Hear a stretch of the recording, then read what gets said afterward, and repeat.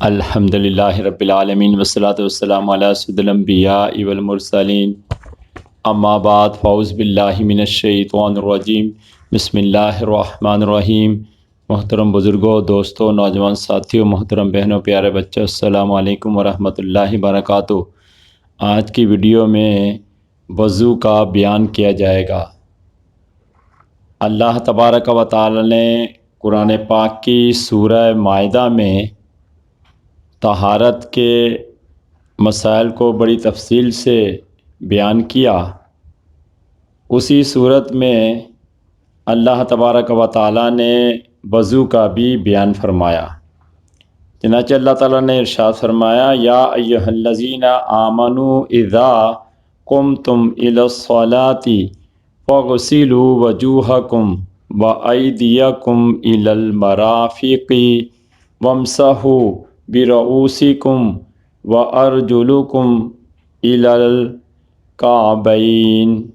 سورہ مائدہ آیت نمبر 6۔ اے لوگوں جو ایمان لائے ہو، جب نماز کے لیے اٹھو تو چاہیے کہ اپنے منہ اور ہاتھوں کو کونیوں تک دھو لو اور سروں پر ہاتھ پھیر لو اور پاؤں ٹخنوں تک دھو لیا کرو۔ اس آیت مقدسہ میں اللہ تعالیٰ کی نماز پڑھنے یا رب سے ملاقات سے پہلے کے آداب بتائے گئے ہیں۔ ان آداب میں سے سب سے پہلے جس کا نمبر آتا ہے وہ طہارت یعنی غسل و وضو ہیں۔ اس آیت میں وضو کا طریقہ بیان کیا گیا ہے اور فرمایا ہے کہ جب تم نماز کا ارادہ کرو تو اس سے پہلے وضو کر لو، اور ایک ہی دفعہ کا وضو جب تک ٹوٹ نہیں جاتا اس سے متعدد نمازیں پڑھی جا سکتی ہیں۔ اللہ کے رسول صلی اللہ تعالی وسلم نے فتح مکہ کے دن ایک ہی وضو سے 5 نمازیں پڑھیں۔ حضرت عمر رضی اللہ تعالی عنہ نے جب پوچھا تو فرمایا، میں نے اس لیے ایسا کیا تاکہ آپ لوگوں کو پتہ چلے کہ ایک ہی وضو سے متعدد نمازیں پڑھی جا سکتی ہیں۔ وضو کے 4 فرائض۔ وضو میں مندرجہ ذیل 4 فرائض ہیں جو کہ سورہ مائدہ کی اس آیت مقدسہ سے پتہ چلتے ہیں۔ نمبر 1 منہ کا دھونا، نمبر 2 ہاتھوں کو کونیوں سمیت دھونا، نمبر 3 چوتھائی سر کا مسح کرنا، نمبر 4 ٹخنوں تک پاؤں دونوں دھونا۔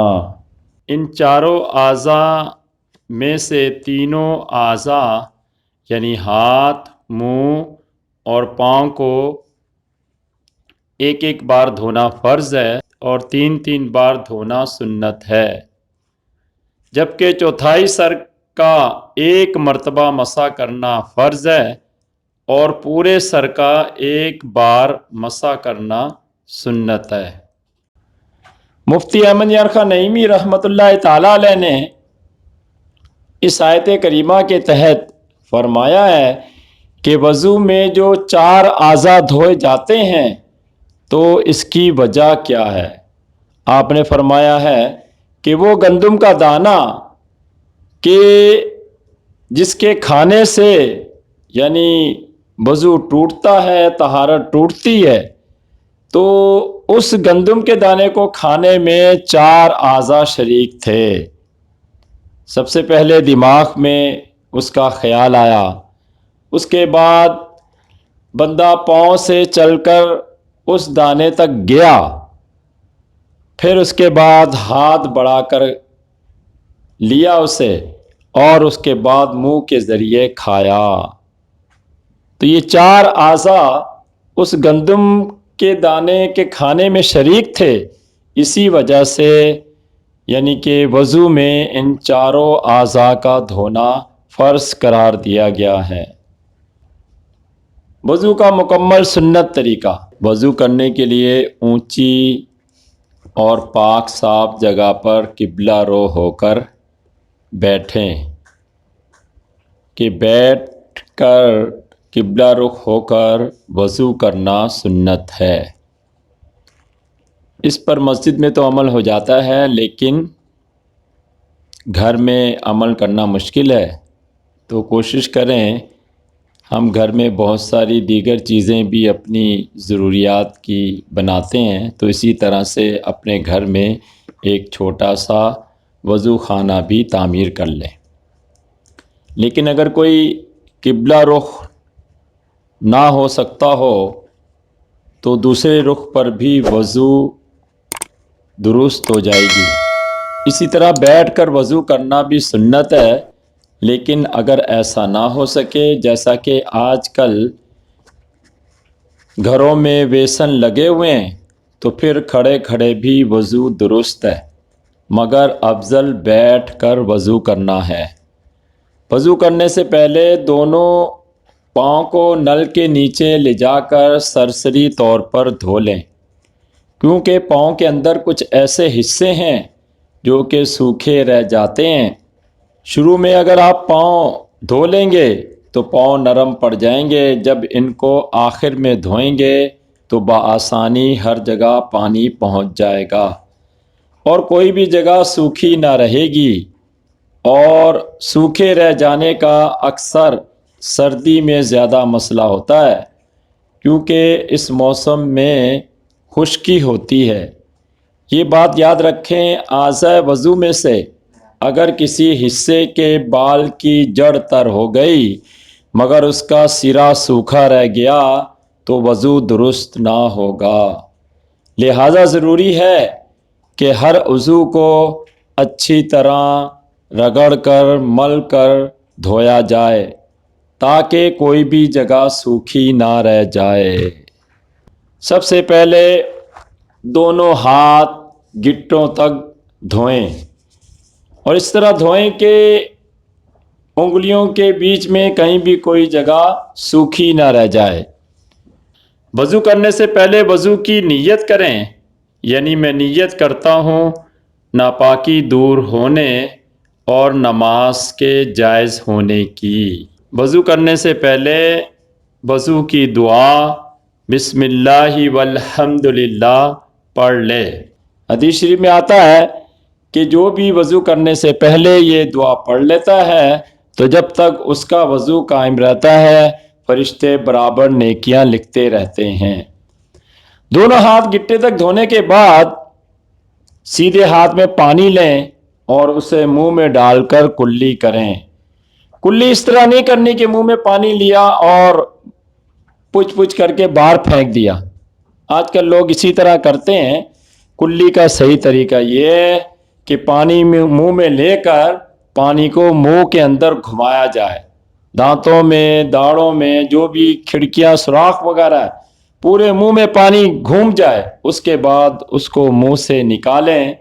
اس طرح سے 3 بار کریں تو کلی کرنا ادا ہوگا۔ اب مسواک کرنا بھی پیارے آقا صلی اللہ تعالی علیہ وسلم کی وضو میں سنت ہے، تو کوشش کریں ہر وضو میں جو ہے مسواک شریف بھی کر لیا کریں، کہ مسواک یعنی کہ صفائی پاکیزگی کے علاوہ اس کا سب سے بڑا فائدہ یہ ہے کہ جو بھی بندہ وضو میں مسواک کرتا رہتا ہے بوقت موت اسے کلمہ شہادت نصیب ہوتا ہے، اور جسے کلمہ شہادت بوقت موت نصیب ہو جائے اللہ تعالیٰ اس کی مغفرت کر دیتا ہے اور اسے جنت میں داخل کر دیتا ہے۔ تو کلی کرنے کے بعد پھر جب ناک کو دھونے کی باری آئے تو سیدھے ہاتھ میں پانی کا چلو لیں اور اس کو ناک کے قریب لے جائیں۔ اس کے بعد سانس کو ہلکا سا اوپر کھینچیں تاکہ پانی نرم باسے تک پہنچ جائے۔ اتنا زیادہ زور سے بھی نہ کھینچیں کہ پانی دماغ تک پہنچ جائے، بلکہ اتنا سانس لیں کہ پانی یعنی کہ ناک میں جو نرم باسا ہے اندر تک وہاں تک چلا جائے۔ اس طرح 3 بار کریں۔ بعض لوگ کیا کرتے ہیں، پانی لیا ہاتھ میں اور ناک کی نوک پر 3 بار بہا دیا، تو اس سے ناک دھونا نہیں ہوتا بلکہ ناک کے اندر تک نرم باسے تک پانی پہنچائیں ایسا 3 بار کرنے کے بعد پھر الٹے ہاتھ کی چھوٹی انگلی ناک کے سوراخوں میں داخل کریں تاکہ کوئی رینٹ وغیرہ پھنسا ہو تو وہ نکل جائے۔ اچھا، ناک میں پانی ڈال لیا اور ناک کو دھو لیا تو اس کے بعد چہرہ دھونے کی باری آتی ہے۔ اب چہرے کی تعریف سمجھ لیں۔ چہرے کی تعریف یہ ہے کہ جہاں سے بندے کے سر کے بال جمتے ہیں وہاں سے لے کر ٹھوڑی کے نیچے تک یہ لمبائی میں اور چوڑائی میں چہرہ جو ہے وہ ایک کان کی لو سے لے کر دوسرے کان کی لو تک ہے، یہ پورا دھونا ضروری ہے۔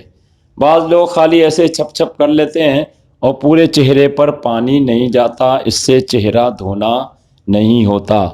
تو کوشش کریں پہلے پانی لیں، گیلا ہاتھ کر کے جو ہے نا چہرے پر مل لیں، اس کے بعد پانی کے جو ہے نا منہ پر چھپکے لگائیں۔ 3 چھپکے لگانا ضروری نہیں ہے، بلکہ جتنے مزید بھی مطلب اتنے چھپکے لگا لی جائیں کہ منہ مکمل طور پر دھل جائے۔ اب یعنی کہ جن حضرات کی داڑھی ہے تو یہ ہے کہ داڑھی کا خلال کریں، لیکن جن کی داڑھی نہیں ہے تو وہ یہ ہے کہ پورا چہرہ یعنی کہ دھو لیں اچھی طرح سے۔ اب یہ کہ داڑھی کا مسئلہ یہ ہے کہ داڑھی بہت زیادہ گھنی ہو تو پھر اس کی جڑوں تک پانی پہنچایا جائے اور داڑھی کا خلال بھی کیا جائے، لیکن اگر داڑھی ہلکی ہے یعنی جیسے کم عمری ہے تو پھر پوری سب دھو دیں۔ بہرحال یہ کہ اگر داڑھی بڑی بھی ہے لیکن پھر بھی پوری یعنی کہ داڑھی کو اندر تک دھو دیں تو یہ زیادہ ثواب کا کام ہے۔ چہرہ دھلنے کے بعد پھر دونوں ہاتھوں کو دھونے کی باری آتی۔ پہلے دانا ہاتھ نلکے کے نیچے لے جائیں۔ سب سے پہلے تو یہ کام کریں کہ دونوں ہاتھ گیلے کریں اور دونوں بازو جو ہے اس کو تر کر لیں۔ جب یہ تر ہو جائیں گے اس کے بعد نلکے کے نیچے بازو لے جائیں اور پانی اس پر بہائیں، 3 بار بہائیں۔ تو یہ ہے کہ اس طرح سے جو ہے نا یعنی دونوں پہلے دایاں بازو دھوئیں اس کے بعد بایاں بازو دھوئیں۔ بعض لوگ کیا کرتے ہیں پانی چلو میں لے کر یوں اوپر کو چھوڑ دیتے ہیں، یوں کرتے ہیں، تو اس سے جو ہے نا یہ کوئی مطلب سنت بھی نہیں ہے۔ اور پانی یعنی کہ جب چلو میں لے کر اس کو بہائیں گے تو ایک جگہ کو دھو کر جب وہ آگے بڑھے گا تو پانی مستعمل ہو جائے گا، پھر وہ قابل استعمال نہیں رہے گا۔ تو اس کا صحیح طریقہ یہ ہے کہ نلکے کے نیچے بازو لے جائیں اور اس کو اچھی طرح رگڑ رگڑ کر دھوئیں۔ ٹھیک ہے، بازو جب دھو لیے تو اس کے بعد پھر سر کے مسے کی باری آتی ہے۔ ایک بات یاد رکھیں، جب سر کا مسا کریں دونوں ہاتھ تر بتر کر لیں، پھر ہاتھ کہیں چھوئیں نہیں، اور اس دوران جو ہے نا یعنی کہ نلکے کو بھی بند کر دیں۔ بعض لوگ مسا کرتے ہیں نلکا بہتا رہتا ہے، اس سے پانی کا اسراف ہوتا ہے، یہ گناہ ہے۔ نلکے کو بند کر دیں اور دونوں ہاتھ تر بتر کر کے دونوں ہاتھ کی پچھلی جو 3 انگلیاں ہیں ان کو ملائیں۔ اس کے بعد جہاں سر کے بال شروع ہوتے ہیں وہاں سے ٹچ کرتے ہوئے اپنے دونوں ہاتھوں کو پیچھے گدی تک لے جائیں۔ پھر جو ہتھیلیاں بچی ہیں یہ سائڈ میں لگائیں۔ اس کے بعد پھر شہادت کی انگلی کانوں میں یعنی کہ جو تہیں بنی ہیں اس میں گھمائیں۔ پھر جو انگوٹھا بچا ہے یہ کان کی پیچھے پشت پر پھیریں۔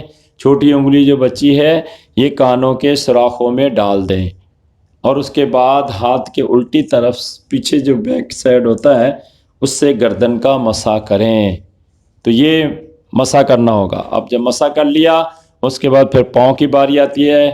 پہلے پاؤں کو نلکے کے نیچے لے جائیں، اچھی طرح رگڑ رگڑ کر دھوئیں، اور انگلیوں کے درمیان جو یعنی کہ جگہ بچی ہوئی ہے اس میں بھی پانی بہا دیں اور چھوٹی انگلی ڈالتے جائیں یعنی خلال کرتے جائیں۔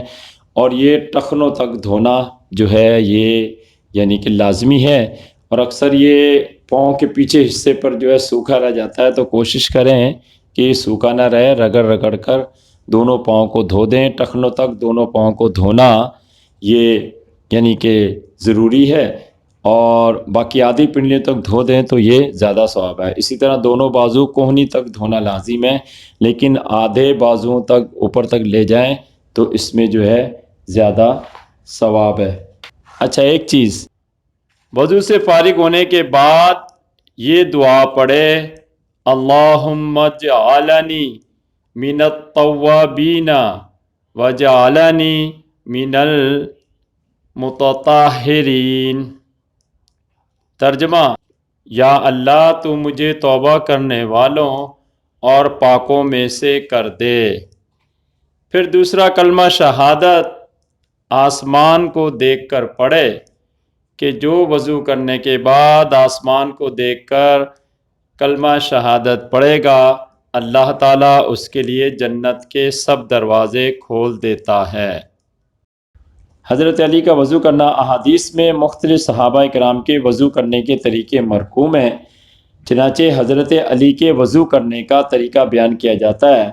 راوی کہتے ہیں کہ حضرت علی کو میں نے وضو کرتے دیکھا، آپ نے پہلے اپنے ہاتھوں کو اچھی طرح صاف کیا، پھر 3 مرتبہ کلی کی، 3 مرتبہ ناک میں پانی ڈالا، پھر 3 مرتبہ چہرے کو دھویا، پھر دونوں بازوؤں کو 3 مرتبہ دھویا، پھر ایک بار سر کا مسح کیا اور دونوں پاؤں ٹخنوں تک 3 مرتبہ دھوئے۔